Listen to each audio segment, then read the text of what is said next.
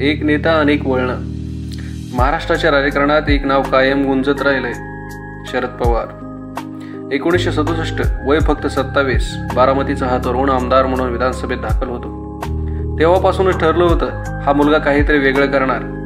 1978 आपल्या राजकीय गुरूच्या विरोधात बंड केलं आणि झाला महाराष्ट्राचा सर्वात तरुण मुख्यमंत्री. हा होता पवारांचा पवार पॅटर्न. 1991 संधी जवळ होती, पण पंतप्रधानपद निष्ठून गेलं.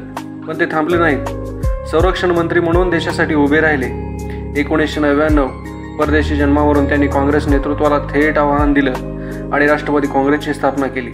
2014 पवार युग संपतंय असं वाटलं, पण 2019 पावसात चिंब होऊन ते उभे राहिले.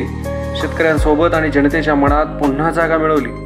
भाजपने सत्ता स्थापन केली होती, पण पवारांनी चक्क विरोधकांना एकत्र आणलं आणि बनवलं महाविकास आघाडी सरकार. कृषी मंत्री म्हणून त्यांच्या काळात अन्नधान्य आणि उत्पादनात झपाट्याने वाढ झाली आणि संपूर्ण जगानं भारताकडे पाहिलं. 2023 पुतणे अजित पवार बंड करून सत्तेत सामील झाले. पवारांनी राजीनामा दिला, पण कार्यकर्त्यांनी थांबू दिलं नाही.